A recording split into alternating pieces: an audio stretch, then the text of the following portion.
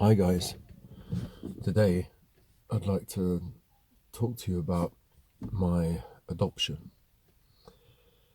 and when I found out that I was adopted.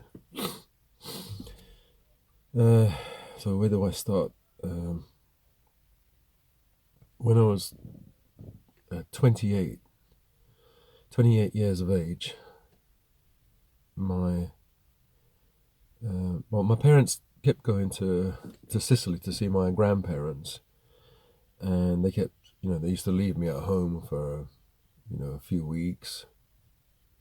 And in one of those periods, I was at home and I was looking through some cupboards, looking for some sheets or something, and I found some documents, and I found my adoption papers. But when I found them, obviously I didn't. I was confused. I thought um, I couldn't think that I was adopted. So I thought, did my parents do something? I don't know, to try and get into the country or something because they're Italian. What did they do? It just didn't click. It couldn't click because you can't think that your parents are not your parents. So I asked a friend of mine, Jerry. He came round and he looked at the papers. He said, "Oh, Jero, these papers are legit. They're actual adoption papers. That's your name, your previous name, which is Louis France. That was my name at birth, and changed to Gerald Fiore. So, well, it's not Gerald Fiore, but I'll say Gerald Fiore because I don't want to give too much information out. But that's my English name, Gerald. Yeah. So um, I don't know. I was so confused. So I went across the road to uh, a lady. I used to call her Auntie Maria. She wasn't really my auntie, but she was close friends with my mum, and they used to spend a lot of time together. They used to sew scarves. They used to do homework for a lady. She used to come round and pick up the scarves. I think she was a seamstress. She used to do the label of, the silk scarves that ladies wear. The label and the outside. You roll that bit up and whatever. Yeah. So I asked her, and she said, "Oh, Jero, yes, it's true." Then the penny, as they say, the penny dropped. Then I realized, oh no, and I couldn't even start to think, well, what does this mean? So, you know, it, like they say, it hit me like a ton of bricks. I thought, well, what? What? So this auntie, she said, "Yeah, I wanted to tell you. Everybody wanted to tell you, but it was not up to us." And that's the common thread. With my cousin, my the cousin that I grew up with, that I was closest to in the family, he was my age. He's my age, and yeah, he said, Jer, because that's my shortened version of my name, Jero. Jer, I wanted to tell you, but it wasn't my place. Yeah. So anyway, going back to this Auntie Maria, she said, yeah, we knew about it, and you have also a sister, and she died, and she's buried at the local cemetery in it's a famous cemetery in London. It's called the Kensal Green Cemetery, and that's where we used to live, near there. And I thought this was just too much. I thought, my goodness. So for 3 days, I think it was 3 days, 2 or 3 days, I didn't eat. I drank, but I didn't eat. And I phoned my parents, and I said to my parents, I spoke to my mum. They were in Sicily, and I said, what's this paper, this stuff?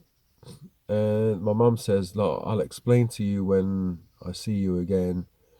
And my dad was he didn't know how to handle it. He said, just tell him to put the phone down. He was, it was wrong the way he acted, but he just was shocked. He didn't know what to do, you know. So, so what happened was I wanted to find out who was my sister and wanted to go to her grave. I'd never seen her face before, so it would have hopefully the photo of her face. So after 2 or 3 days, I went to the cemetery, and from the cemetery you can see the paperwork, who buried her and the address, so I can find out who my mother or who my parents were or where they live. And so I went to see my sister that day, and what freaked me out was I went there and I saw the photo, and she passed away when she was only 15, and she was my half sister. Anyway, Tanya is her name, and when she yeah. So the weird thing about all this is the day that I went the first time to see my sister was the 31st of December. And guess what date was on her tombstone? The 31st of December. 365, 1 in 365 chance of that happening. Yeah, I don't know. Was she, I don't know, calling me? It was weird, really weird. Yeah, so the first time I saw my sister, I thought, oh, okay. She doesn't look like me. Looks like an English girl. Nice hair. Just a nice girl.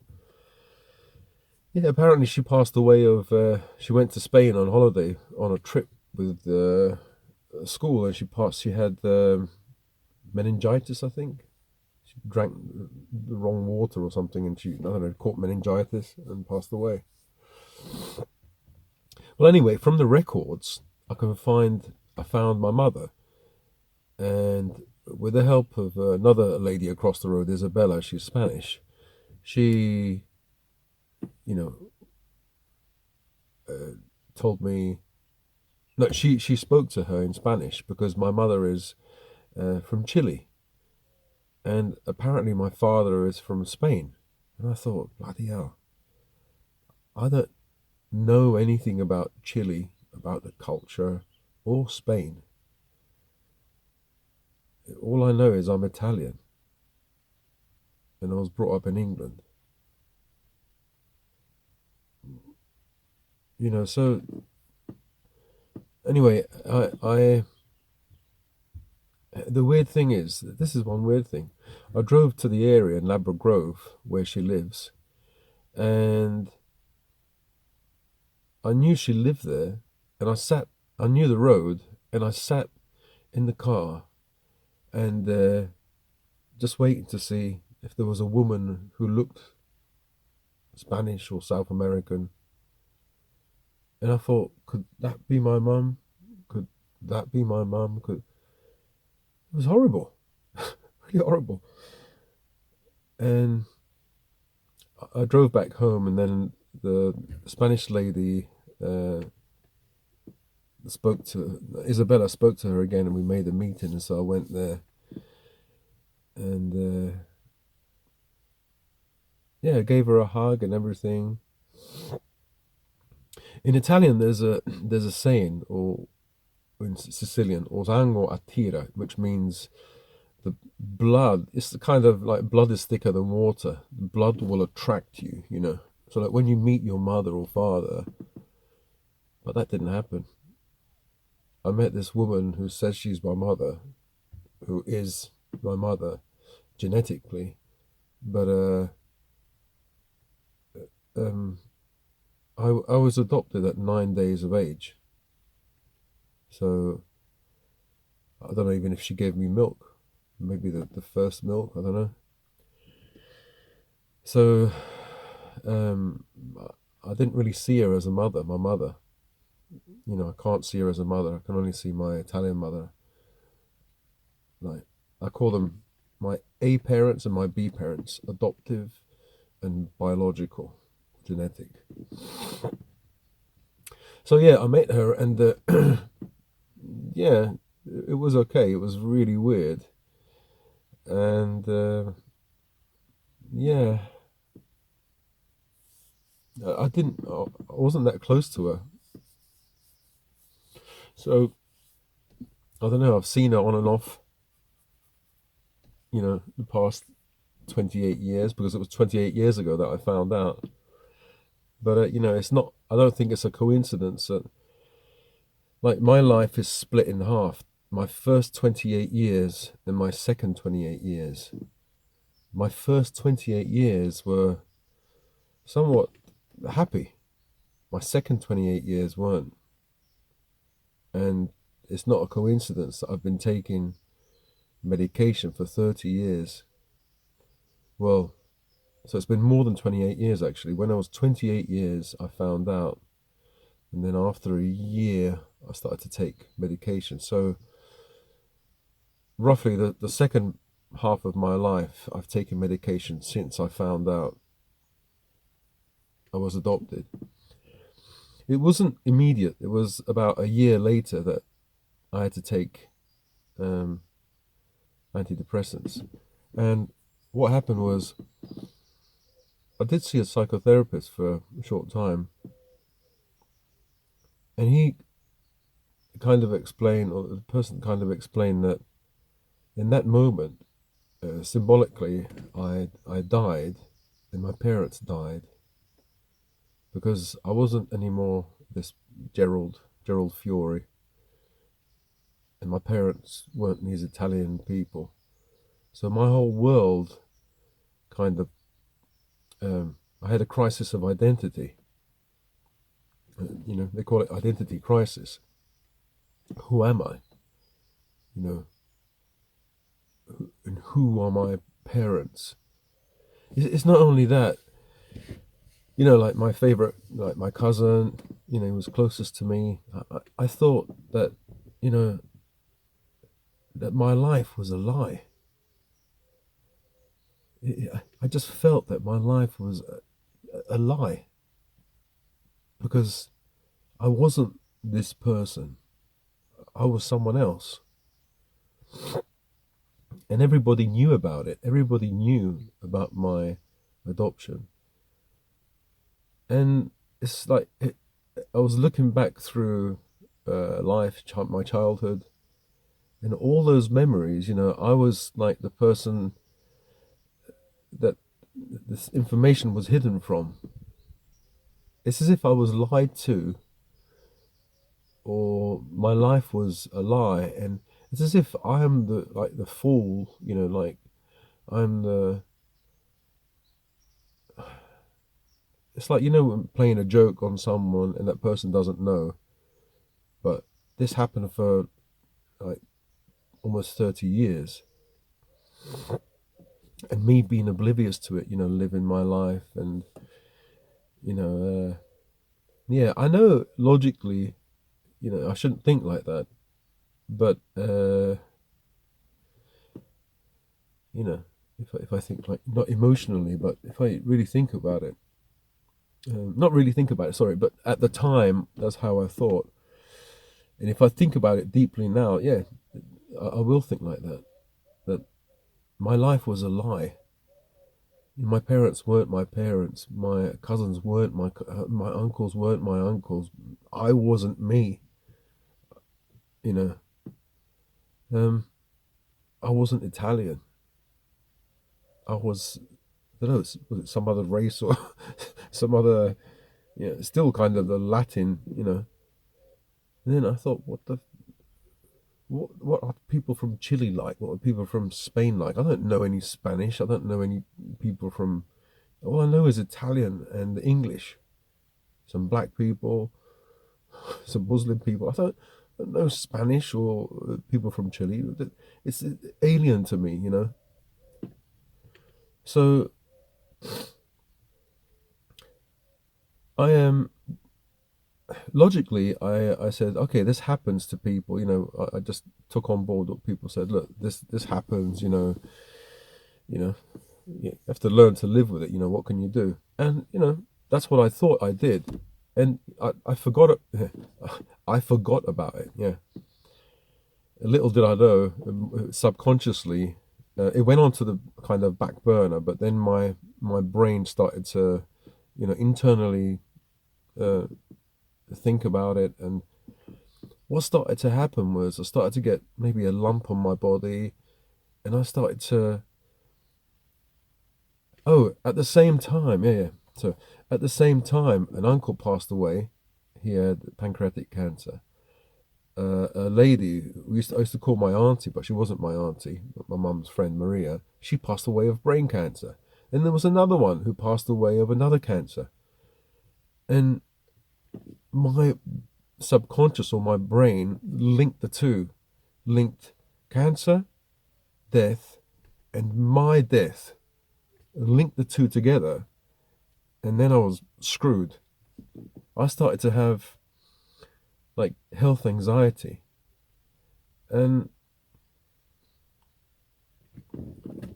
so I would check on the lump and then think it's okay, there's no problem. And then I would think, oh, it's growing, you know, and I would panic about it. Then I'll go to the doctor, and the doctor would say, okay, this is nothing, or the doctor would say that. Then I'd be panicking. I wouldn't trust the doctor. I would have to go back to the doctor. Oh, God. And it was hell, because then after I got I needed constant. How do you say it? I needed. There is a word for it, but the doctor had to constantly tell me that I'm okay, that I'm not dying. Not recognition, sorry. I needed a constant okay, that I'm not going to die. I didn't. So like I went there. I had a problem with my head. I was having loads of problems, and I thought I've got a brain tumor. I've got a problem with my lump in my nipple, or it's a cancer. And I would go to the doctor, you know, and be crying and be worried, upset, and it was just doing my head in. It didn't stop, you know, and I would feel after, say for example, I had a lump here, and I was worrying for months. For months, what am I talking about? For days, not months. And then until I got the appointment, and if the doctor said, "Oh, this is nothing," the I, I wasn't elated, but I was the stress would come down so much, and I would feel so happy.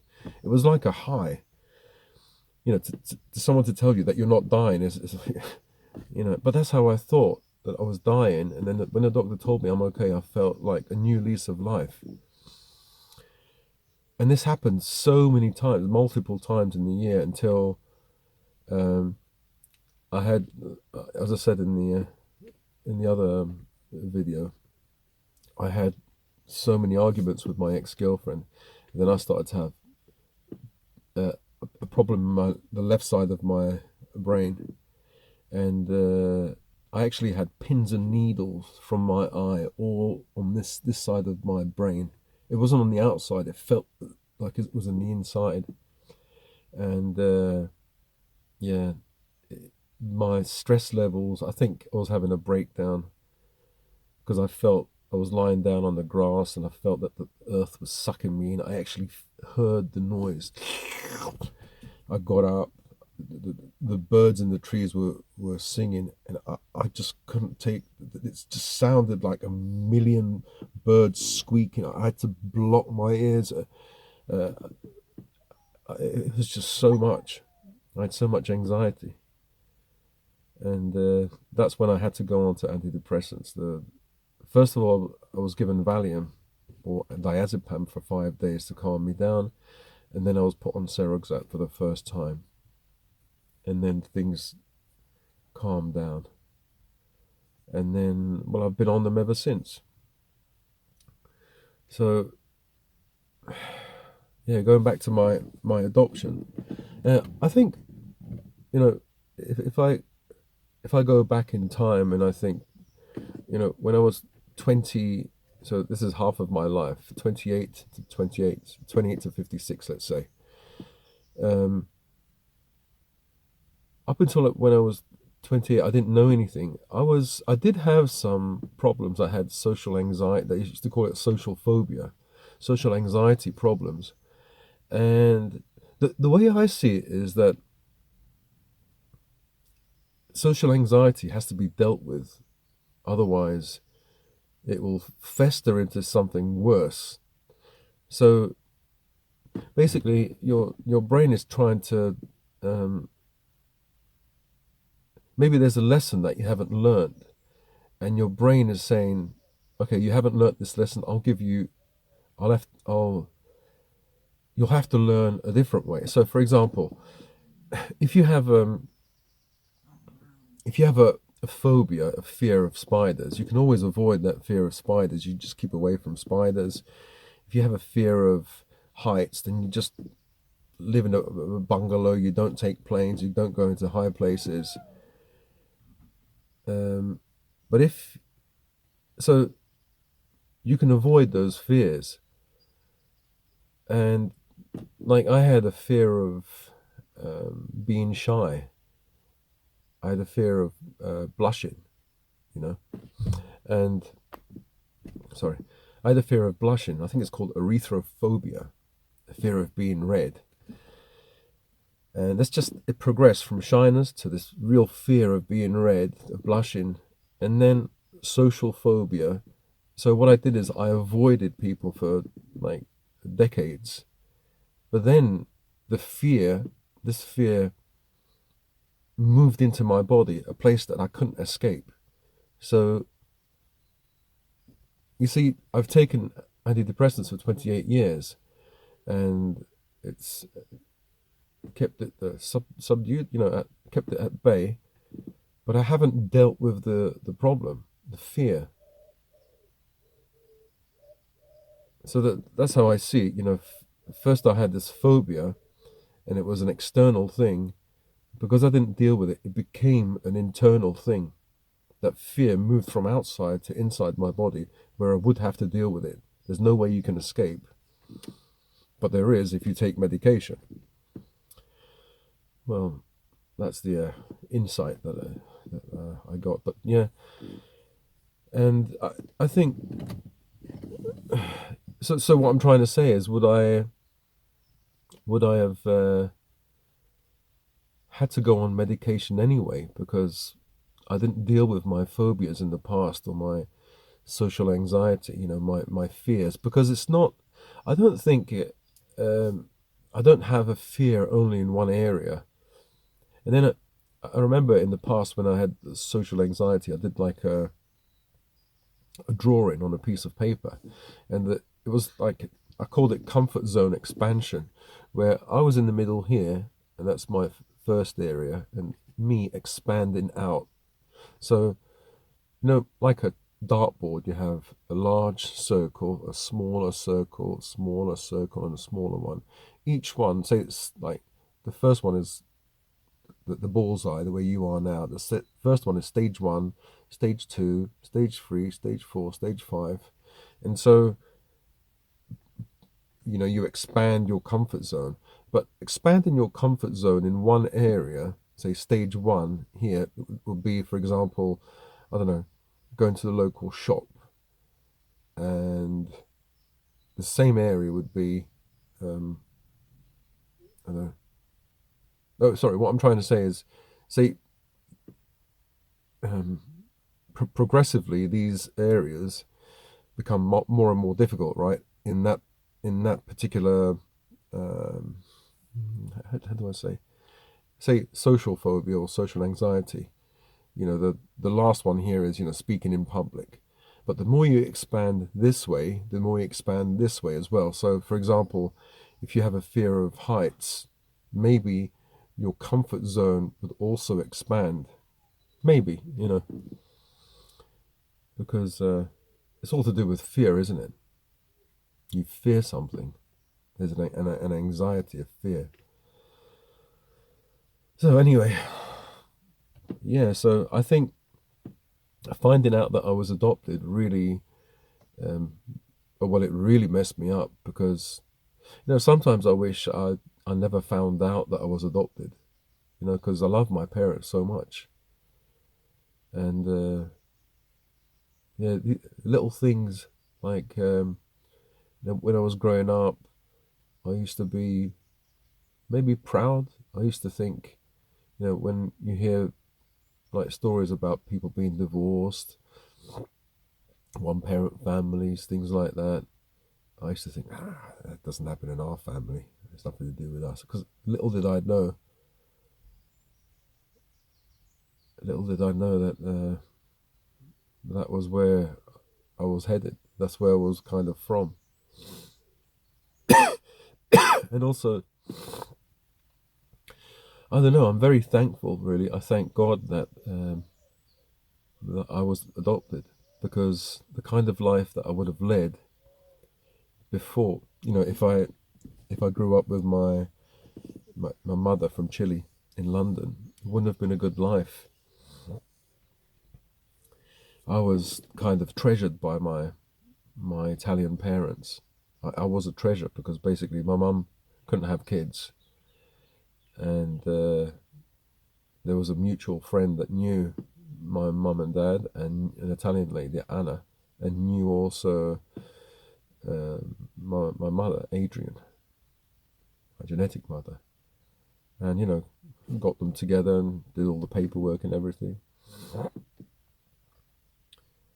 My mum told me once, because my parents used to go to the Tesco's in Ladbroke Grove, because they used to live in Ladbroke Grove as well. And one day, when I was about 2, um, they just came out of the Tesco and they saw my genetic mother, Adrian. And she asked, "Oh, how is the boy?" And my mum held me tight, like next to her legs. And I was holding on to my mummy and said, "Who's that, mummy?" And yeah, I think it was a bit worrisome, maybe frightening for my mum, my um, Italian mum, adopted mum, my real mum. And she said, I think at that point she told my dad, she told her husband that we have to leave this. I don't want, you know, this to happen all the time. So we left the area and we moved to a place called Kensal Rise, near Kensal Green Cemetery, only a few miles away, not that far. Yeah. So yeah, my adoption story kind of affects me. If I see, if I see, no, that if I see, how do you call it? If there's a story on TV, when they have these long lost, they meet their dads or they meet their mums for the first time. I just can't help but kind of it brings a tear to my eye.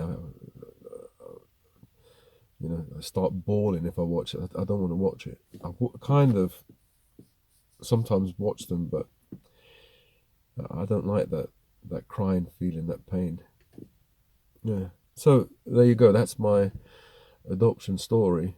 What does it feel like to be adopted? It feels. I think if I knew from when I was a kid, then it wouldn't feel like anything. But because I didn't know, I found out when I was almost 30. It did have an impact. As I said, I wish I didn't know because now it puts me into a situation where I feel different from others, from my whole family. I feel like the outsider. Maybe this has impacted my mental health. My subconscious, you know, thinks I'm the outsider. Maybe that's why I'm a loner. That's why maybe I think that I'm going to be a hermit one day because my subconscious has decided that that's what I am, you know. And I think, as a child, I didn't. I think we all think that we're. I suppose a lot of people think that they're special or they're different. I did think I was different, but especially my parents were quite short, and I was quite tall.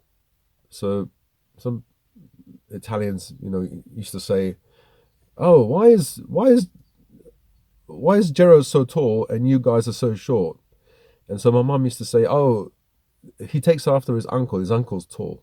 My uncle Angelo in Sicily, he's only about 5 foot. Was it 5'9" maybe? I don't know. He's not really tall, but and also I don't look like my parents. So sometimes during the past 28 years, since I found out, I look at people and I think, oh, right, that he looks like his mum or she looks like her dad, and I think, why, why didn't I ask these questions? Why didn't I see it? I don't look like my parents. I'm not the same height. Why didn't I? But you you don't question those things, do you? You don't say, oh, am I adopted, or um, am I? Why don't I look like my parents? Maybe I'm not theirs. And then the thing is, I'm not even Italian. I think, wow, I'm not even Italian. Always so proud. Oh, I'm Italian. Grew up, watching the Godfather films and stuff like that, and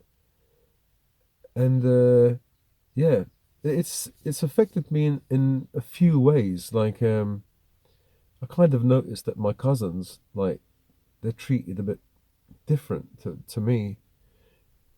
Maybe I'm just too sensitive and I feel like I'm the outsider and I've picked up on certain things. But there's one thing. My cousin, he's my same age. There was a guy, not a guy, a very important person who's part of the Freemasons, and he was the head of the Freemasons. I only knew after 40 years. And he invited my cousin, because it's the Italian Freemasons, right? And you know what I'm going to say. He invited my cousin to go there in front of me, and he didn't even invite me.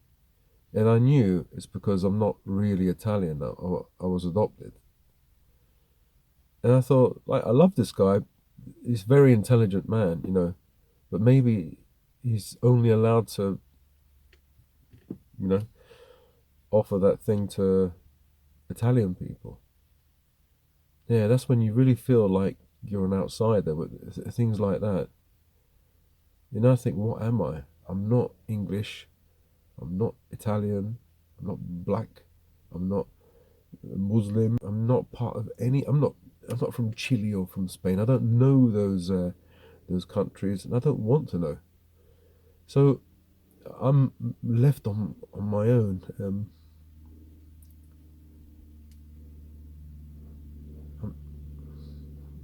I'm just me, just myself, I suppose. Yeah. So thanks for watching, and yeah, that's my story about my adoption. I hope it helps anyone who's going through adoption and maybe who found out they were adopted or want to adopt a child or whatever. It's good to tell them, early that they've been adopted. You see, my parents didn't want to tell me because they thought I'd rebel.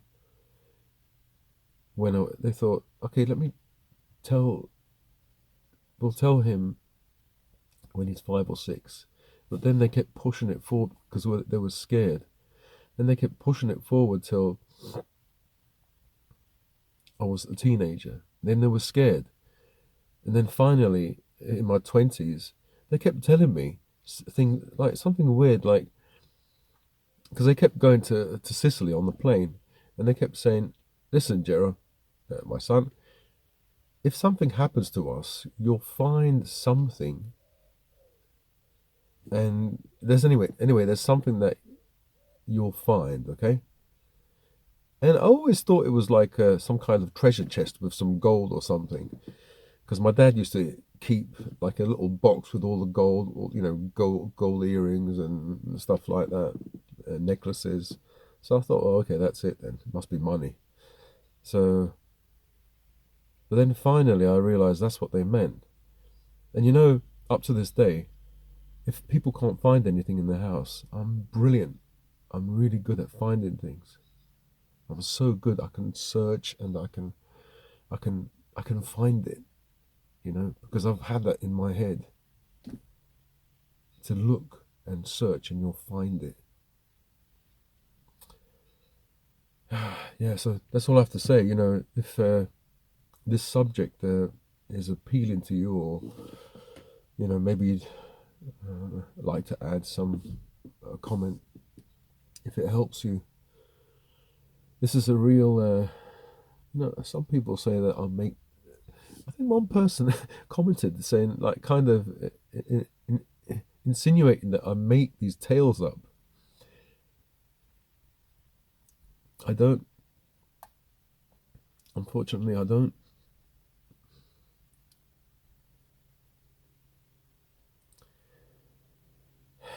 Another lady said, "Why don't you want your wife to find this video?" And obviously, it's not very positive, is it? I don't want her to find out. She's going to go mad. She said, "Why don't you want to find out unless it's not true?" Yeah. You think I make this up?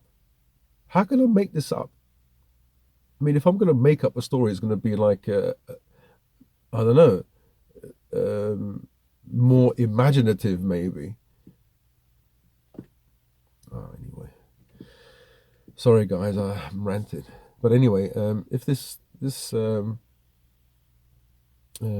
subject appealed to you or stimulated some kind of thoughts, write down and you guys talk to each other. I'm trying to reply to comments, but in the last video I got 3,000 comments. It's almost impossible to reply to all of them. It's really, I mean, I love the comments. I read the comments, as many as I can. I'm going to read all of them, but yeah, there's only one comment that was a bit bad, but it wasn't actually geared towards me. It was geared towards someone else. But the rest have been really brilliant, really fantastic. So anyway, if this, if you're going through, maybe if you found out that you were adopted, yeah, I know how it feels. It's scary, It's like a death. Like your former self has died. As I said, I wish I didn't die. I wish I didn't know, and that's how it feels like. People will say, "Oh yeah, pull your socks up. These things happen." Yeah, logically, I said that to myself, but there's something else that happens on a deeper level. Your subconscious, your inner child. I don't know what it is, but it's something that happens on a deeper level that logically is difficult to control. And it has to express itself, Well, anyway, thanks for watching, and hopefully I won't talk about these kind of subjects. Talk about health or something like that later. All right. See you guys later. Bye. Mama said you're meant to burn as bright as a star among the midnight sky. All the pressure blinded me, but now I see I'm no different from the rest.